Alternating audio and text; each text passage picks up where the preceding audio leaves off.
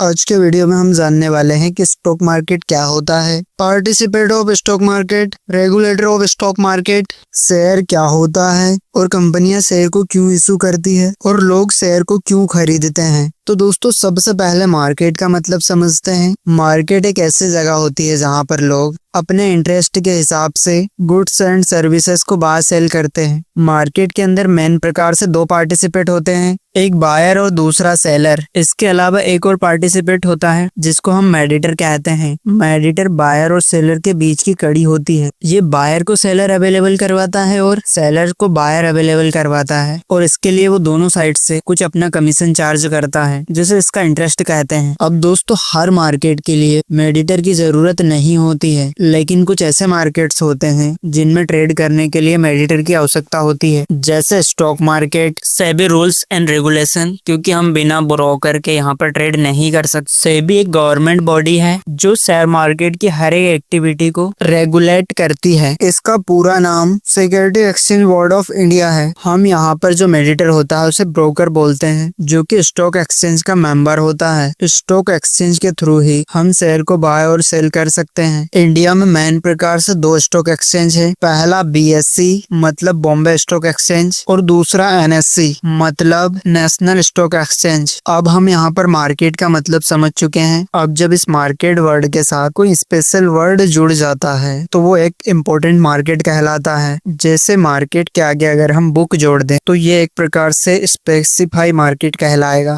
जो होता है बुक मार्केट, जहां पर बुक्स को बाइंग एंड सेलिंग किया जाता है। अगर मार्केट के आगे फूड वर्ड जोड़ देते हैं तो ये होगा एक फूड मार्केट, जहां पर फ्रूट्स की बाइंग एंड सेलिंग होती है। सेम इसी प्रकार से स्टॉक मार्केट भी एक स्पेसिफाई मार्केट है, जहां पर शेयर्स की बाइंग एंड सेलिंग होती है। तो अब आपको लग रहा होगा कि इसे भी बुक्स एंड फ्रूट की तरह फिजिकल मार्केट में ट्रेड करना पड़ता है। तो दोस्तों ऐसा बिल्कुल भी नहीं है। स्टॉक को बाय सेल करने के लिए ब्रोकर आपको डिजिटल प्लेटफॉर्म प्रोवाइड कराता है, जहां पर आप मोबाइल या कंप्यूटर के थ्रू खरीद और बेच सकते हैं। अब आप सोच रहे होंगे कि शेयर होते क्या हैं और कंपनी शेयर क्यों इशू करती है। तो शेयर होता क्या है, जब किसी कंपनी की ओनरशिप को एक नंबर्स में तोड़ दिया जाता है, जहां पर हर एक यूनिट की प्राइस वैल्यू होती है, जिसको हम शेयर का प्राइस कहते हैं, और इसे सेल करने के लिए प्राइमरी मार्केट में लिस्ट कर दिया जाता है, तो इसको हम शेयर्स कहते हैं। अगर कोई व्यक्ति शेयर को खरीदता है तो इसका मतलब वो कंपनी की ओनरशिप को खरीद रहा है। अगर कंपनी को फ्यूचर में प्रॉफिट या फिर लॉस होता है तो वो वाला व्यक्ति उस स्थिति में प्रॉफिट या लॉस का हिस्सेदार होगा, जिस स्थिति में उसने कंपनी के शेयर खरीदे थे। अब जानते हैं कि कंपनी शेयर इशू क्यों करती है। तो जब भी किसी कंपनी को पैसे की जरूरत होती है वो तीन तरह से फंड रेज कर सकती है। पहला प्राइवेट फंड। प्राइवेट फंड का मतलब कंपनी के खुद के पैसे जो कि उसने प्रॉफिट से बनाए हैं। दूसरा है डेट फंड। इसका मतलब कर्ज या फिर लोन। कंपनी किसी बैंक से या फिर फाइनेंशियल इंस्टीट्यूट से लोन ले सकती है। तीसरा इक्विटी। इक्विटी का मतलब आईपीओ के थ्रू शेयर्स इशू करके। आईपीओ को फुल फॉर्म होता है इनिशियल पब्लिक ऑफर। जब किसी भी कंपनी के फ्रेश शेयर को इशू करते हैं तो उसे आईपीओ के थ्रू ही इशू किया जाता है। अब एक और सवाल आता है कि कंपनी फंड को रेस क्यों करती है। तो कंपनी फ्यूचर एक्सपेंसेस के लिए फंड को रेस कर सकती है, किसी नए प्रोजेक्ट के लिए फंड को रेस कर सकती है और डेब्ट की पेमेंट के लिए भी फंड रेस कर सकती है। अब आप सोच रहे होंगे कि कंपनी लोन लेकर फंड रेस कर सकती है तो फिर शेयर्स इशू करके वो ओनरशिप को क्यों डिस्ट्रीब्यूट करती है। तो इक्विटी रेस करने से कंपनी को बहुत सारे बेनिफिट होते हैं। जैसे अगर कंपनी पैसा लोन लेती है तो उसे बैंक को फिक्स इंटरेस्ट देना पड़ेगा, चाहे कंपनी प्रॉफिट में हो या फिर लॉस में हो। और वहीं आईपीओ के थ्रू फंड रेस करने से कंपनी को कोई इंटरेस्ट नहीं देना पड़ता। अगर कंपनी प्रॉफिट करती है तो अपने शेयर होल्डर को प्रॉफिट का हिस्सा देती है। अब दूसरा advantage healthy balance sheet. Loan लेने पर बैलेंस शीट में डेब्ट दिखाई देता है, जिससे कंपनी की इमेज सही नहीं दिख और इन्वेस्टर उस कंपनी में कम पैसा इन्वेस्ट करते। तीसरा, अगर कोई कंपनी डेब्ट की पेमेंट के लिए फंड रेस करना चाहती है तो वो लोन नहीं ले सकती, क्योंकि ये एक बेवकूफी भरा काम है कर्ज को चुकाने के लिए फिर से कर्ज लेना। इसलिए कंपनी शेयर्स इशू करती है। अब लास्ट में सवाल आता है, पब्लिक शेयर्स क्यों इशू करती है जब इसमें लॉस के चांसेस हैं। तो ये ऐसा है, शेयर मार्केट में जितने भी लोग इन्वॉल्व हैं सारे लोग प्रॉफिट के लिए इन्वॉल्व हैं। एक इंडिविजुअल किसी कंपनी में तभी इन्वेस्ट करता है तो अब उस व्यक्ति को उस कंपनी के फंडामेंटल और पास्ट के डेटा को देखकर उसके फ्यूचर की ग्रोथ दिखाई देती देती है और कंपनी ग्रो करेगी तो उसे भी प्रॉफिट होगा, इसलिए लोग शेयर्स में इन्वेस्ट करते हैं। तो दोस्तों आप लोगों को इस वीडियो से बहुत कुछ सीखने